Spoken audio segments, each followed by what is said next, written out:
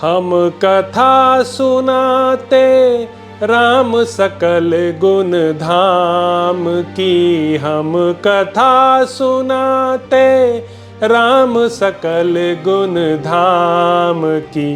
ये रामायण है पुण्य कथा श्री राम की।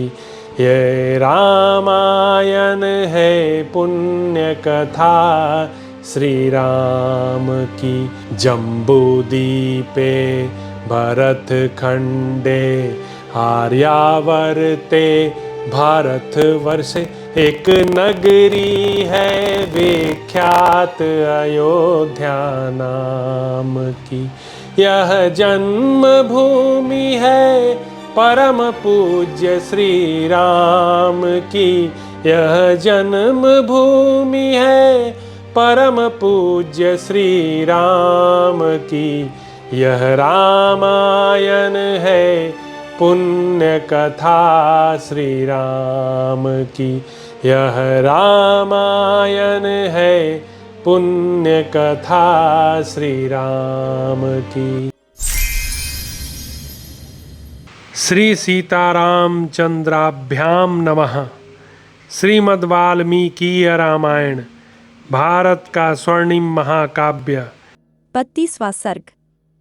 सीता सहित श्रीराम का वशिष्ठ पुत्र सुयज्ञ को बुलाकर उनके तथा उनकी पत्नी के लिए बहुमूल्य आभूषण, रत्न और धन आदि का दान तथा लक्ष्मण सहित श्रीराम द्वारा ब्राह्मणों, ब्रह्मचारियों, सेवकों, त्रिजट ब्राह्मण और सुहृद जनों को धन का वितरण। तदंतर अपने भाई श्रीराम की प्रियकारक एवं हितकर आज्ञा पाकर लक्ष्मण वहां से चल दिए। उन्होंने शीघ्र ही गुरुपुत्र सुयज्ञ के घर में प्रवेश किया। उस समय विप्रवर सुयज्ञ अग्निशाला में बैठे हुए थे। लक्ष्मण ने उन्हें प्रणाम करके कहा, सखे, दुष्कर कर्म करने वाले श्री रामचंद्र जी के घर पर आओ और उनका कार्य देखो।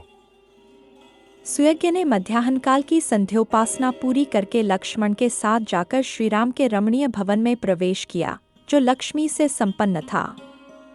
होमकाल में पूजित अग्नि के समान तेजस्वी वेदवेत्ता सुयज्ञ को आया जान सीता सहित श्रीराम ने हाथ जोड़कर उनकी अगवानी की। तत्पश्चात ककुत्स्थकुल भूषण श्रीराम ने सोने के बने हुए श्रेष्ठ अंगदों, सुंदर कुंडलों, सुवर्ण में सूत्र में पिरोई हुई मणियों, केयूरों, वलयों तथा अन्य बहुत से रत्नों द्वारा उनका पूजन किया। इसके बाद सीता की प्रेरणा से श्रीराम ने सुयज्ञ से कहा, सौम्य, तुम्हारी पत्नी की सखी सीता तुम्हें अपना हार, सुवर्ण सूत्र और करधनी देना चाहती है। इन वस्तुओं को अपनी पत्नी के लिए ले जाओ। वन को प्रस्थान करने वाली तुम्हारी स्त्री की सखी सीता तुम्हें तुम्हारी पत्नी के लिए विचित्र अंगद और सुंदर केयूर भी देना चाहती है। उत्तम बिछौनों से युक्त तथा नाना प्रकार के रत्नों से विभूषित जो पलंग है, उसे भी विदेहनंदिनी सीता तुम्हारे ही घर में भेज देना चाहती है। विप्रवर, शत्रुंजय नामक जो हाथी है, जिसे मेरे मामा ने मुझे भेंट किया था, उसे 1000 अशर्फियों के साथ मैं तुम्हें अर्पित करता हूं। श्रीराम के ऐसा कहने पर सुयज्ञ ने वे सब वस्तुएं ग्रहण करके श्रीराम, लक्ष्मण और सीता के लिए मंगलमय आशीर्वाद प्रदान किए। तदंतर श्रीराम ने शांत भाव से खड़े हुए और प्रिय वचन बोलने वाले अपने प्रिय भ्राता सुमित्रा कुमार लक्ष्मण से उसी तरह निम्नांकित बात कही, जैसे ब्रह्मा देवराज इंद्र से कुछ कहते हैं। सुमित्रानंदन, अगस्त्य और विश्वामित्र दोनों उत्तम ब्राह्मणों को बुलाकर रत्नों द्वारा उनकी पूजा करो। महाबाहु रघुनंदन, जैसे मेघ जल की वर्षा द्वारा खेती को तृप्त करता है, उसी प्रकार तुम उन्हें सहस्रों गौओं, सुवर्ण मुद्राओं, रजत द्रव्यों और बहुमूल्य मणियों द्वारा संतुष्ट करो।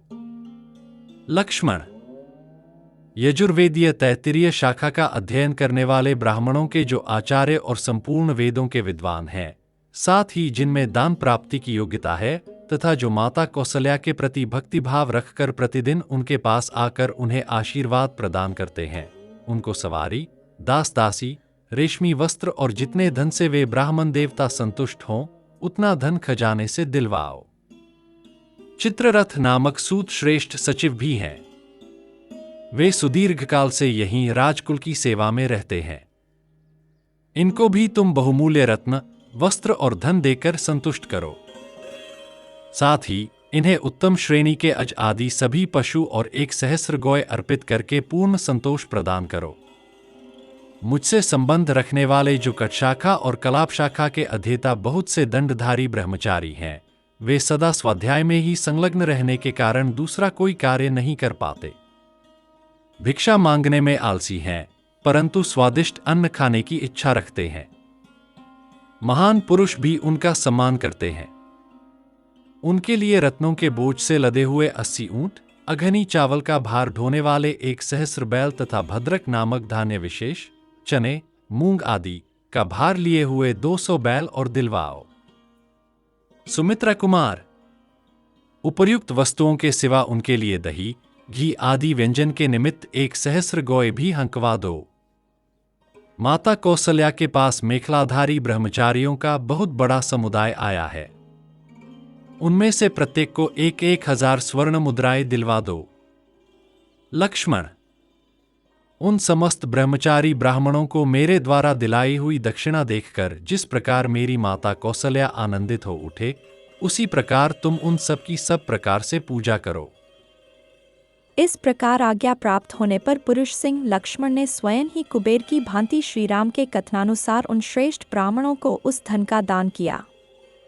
इसके बाद वहां खड़े हुए अपने आश्रित सेवकों को, जिनका गला आंसुओं से रुंधा हुआ था, बुलाकर श्रीराम ने उनमें से एक एक को 14 वर्षों तक जीविका चलाने योग्य बहुत सा द्रव्य प्रदान किया और उन सब से कहा, जब तक मैं वन से लौट कर न आऊं, तब तक तुम लोग लक्ष्मण के और मेरे इस घर को कभी सूना न करना छोड़कर अन्यत्र न जाना।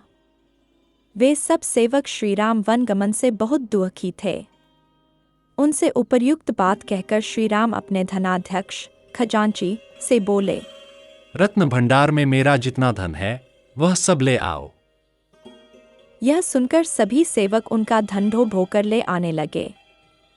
वहां उस धन की बहुत बड़ी राशि एकत्र हुई दिखाई देने लगी, जो देखने ही योग्य थी। तब लक्ष्मण सहित पुरुष सिंह श्रीराम ने बालक और बूढ़े ब्राह्मणों तथा दीन दुखियों को वह सारा धन बंटवा दिया। उन दिनों वहां अयोध्या के आसपास वन में त्रिजट नाम वाले एक गर्गगोत्रीय ब्राह्मण रहते थे। उनके पास जीविका का कोई साधन नहीं था, इसलिए उपवास आदि के कारण उनके शरीर का रंग पीला पड़ गया था। वे सदा फाल, कुदाल और हल लिए वन में फलमूल की तलाश में घूमा करते थे। वे स्वयं तो बूढ़े हो चले थे, परंतु उनकी पत्नी अभी तरुणी थी। उसने छोटे बच्चों को लेकर ब्राह्मण देवता से यह बात कही, प्राणनाथ, यद्यपि स्त्रियों के लिए पति ही देवता है, अतः मुझे आपको आदेश देने का कोई अधिकार नहीं है, तथापि मैं आपकी भक्त हूँ, इसलिए विनयपूर्वक यह अनुरोध करती हूँ कि आप यह फाल और कुदाल फेंक कर मेरा कहना कीजिए। धर्मज्ञ श्री रामचंद्र जी से मिलिए। यदि आप ऐसा करें तो वहाँ अवश्य कुछ पा जाएंगे। पत्नी की बात सुनकर ब्राह्मण एक फटी धोती, जिससे मुश्किल से शरीर ढक पाता था, पहनकर उस मार्ग पर चल दिए जहाँ श्री रामचंद्र जी का महल था। भृगु और अंगिरा के समान तेजस्वी त्रिजट जनसमुदाय के बीच से होकर श्रीराम भवन की 5वीं ड्योढ़ी तक चले गए, परंतु उनके लिए किसी ने रोक टोक नहीं की। उस समय श्रीराम के पास पहुंचकर त्रिजट ने कहा, महाबली राजकुमार, मैं निर्धन हूँ, मेरे बहुत से पुत्र हैं, जीविका नष्ट हो जाने से सदा वन में ही रहता हूँ, आप मुझ पर कृपा दृष्टि कीजिए। तब श्रीराम ने विनोदपूर्वक कहा, ब्राह्मण, मेरे पास असंख्य गौएं हैं, इनमें से 1 सहस्र का भी मैंने अभी तक किसी को दान नहीं किया है। आप अपना डंडा जितनी दूर फेंक सकेंगे, वहां तक की सारी गौएं आपको मिल जाएंगी। यह सुनकर उन्होंने बड़ी तेजी के साथ धोती के पल्ले को सब ओर से कमर में लपेट लिया और अपनी सारी शक्ति लगाकर डंडे को बड़े वेग से घुमाकर फेंका। ब्राह्मण के हाथ से छूटा हुआ वह डंडा सरयू के उस पार जाकर हजारों गौओं से भरे हुए गोष्ठ में एक साड़ के पास गिरा। धर्मात्मा श्रीराम ने त्रिजट को छाती से लगा लिया और उस सरयू तट से लेकर उस पार गिरे हुए डंडे के स्थान तक जितनी गौएं थीं, उन सबको मंगवाकर त्रिजट के आश्रम पर भेज दिया। उस समय श्रीराम ने गर्गवंशी त्रिजट को सांत्वना देते हुए कहा, ब्राह्मण, मैंने विनोद में यह बात कही थी, आप इसके लिए बुरा न मानिएगा। आपका यह जो दुर्लंघ्य तेज है, इसी को जानने की इच्छा से मैंने आपको यह डंडा फेंकने के लिए प्रेरित किया था। यदि आप और कुछ चाहते हो तो मांगिए। मैं सच कहता हूं कि इसमें आपके लिए कोई संकोच की बात नहीं है। मेरे पास जो धन है वह सब ब्राह्मणों के लिए ही है। आप जैसे ब्राह्मणों को शास्त्रीय विधि के अनुसार दान देने से मेरे द्वारा उपार्जित किया हुआ धन मेरे यश की वृद्धि करने वाला होगा। गौओं के उस महान समूह को पाकर पत्नी सहित महामुनि त्रिजट को बड़ी प्रसन्नता हुई। वे महात्मा श्रीराम को यश, बल, प्रीति तथा सुख बढ़ाने वाले आशीर्वाद देने लगे। तदंतर पूर्ण पराक्रमी भगवान श्रीराम धर्मबल से उपार्जित किए हुए उस महान धन को लोगों के यथायोग्य सम्मानपूर्ण वचनों से प्रेरित हो बहुत देर तक अपने सुहृदों में बांटते रहे। उस समय वहां कोई भी ब्राह्मण, सुहृद, सेवक, दरिद्र अथवा भिक्षुक ऐसा नहीं था जो श्रीराम के यथायोग्य सम्मान, दान तथा आदर सत्कार से तृप्त न किया गया हो। इस प्रकार श्री वाल्मीकि निर्मित आर्ष रामायण आदि काव्य के अयोध्याकांड में 32वां सर्ग पूरा हुआ। हम कथा सुनाते राम सकल गुण धाम की, हम कथा सुनाते राम सकल गुण धाम की। ये रामायण है पुण्य कथा श्री राम की, ये रामायण है पुण्य कथा श्री राम की। जम्बूदीपे भरत खंडे आर्यावर्ते भारत वर्षे, एक नगरी है विख्यात अयोध्या नाम की।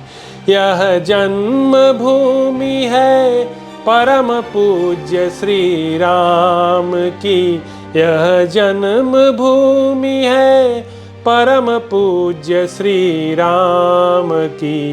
यह रामायण है पुण्य कथा श्री राम की, यह रामायण है पुण्य कथा श्री राम की।